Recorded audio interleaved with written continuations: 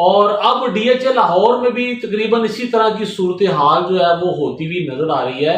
تقریباً 15 دن کے اندر جو ہے وہ 83 لاکھ روپے میں بکنے والی فائل 1 کنال ڈی ایچ اے فیز 10 آج اس کی قیمت جو ہے وہ ایک ریئل اسٹیٹ سیکٹر ہے۔ آنے والے جو دن ہیں وہ ریئل اسٹیٹ سیکٹر کے لیے بڑے زبردست ہیں۔ جی بسم اللہ الرحمن الرحیم، شیخ آصف نثار پاکستان پراپرٹیز سے ایک بار پھر آپ کی خدمت میں حاضر۔ پروگرام کا آغاز ہزاروں کروڑوں درود و سلام حضرت محمد مصطفیٰ صلی اللہ علیہ وآلہ وسلم پر اور ان کی آل پر۔ دوستو، میں نے ہمیشہ امید کی بات کی، ہمیشہ یہ کہا کہ ہمیں حوصلہ نہیں چھوڑنا چاہیے۔ انشاءاللہ تعالی ایک دن آپ دیکھیں گے کہ مارکیٹ میں بڑی تیزی کے ساتھ بہتری آنا شروع ہوگی، اور یہ بات میں پچھلے اپنے ہر پروگرام میں دہرا رہا ہوں، بار بار کہہ رہا ہوں کہ مارکیٹ اور ریئل اسٹیٹ سیکٹر میں اس وقت جو ہے وہ آہستہ آہستہ بہتری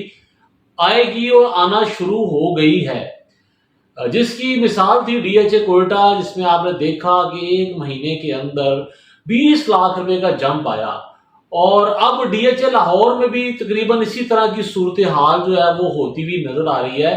تقریباً 15 دن کے اندر جو ہے وہ 83 لاکھ روپے میں بکنے والی فائل 1 کنال ڈی ایچ اے فیز 10 آج اس کی قیمت جو ہے وہ 1 کروڑ کا بیریئر کراس کر چکی ہے۔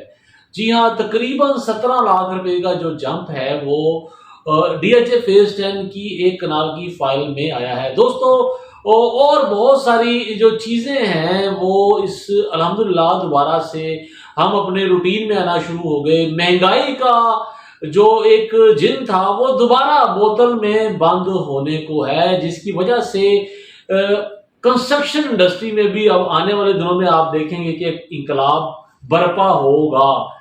اس کی سب سے بڑی وجہ ڈالر تھی، کیونکہ ہمارا بہت سارا کام جو ہے وہ ڈالر کی شکل میں امپورٹ ایکسپورٹ میں ہوتا تھا، جو کہ ایک دم سے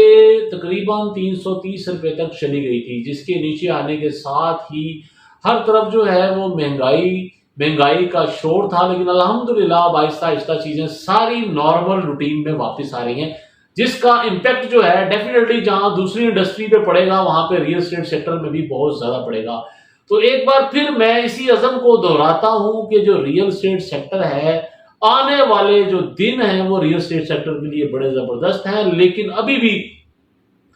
جو لوگ کوئی چیز خرید نہیں سکے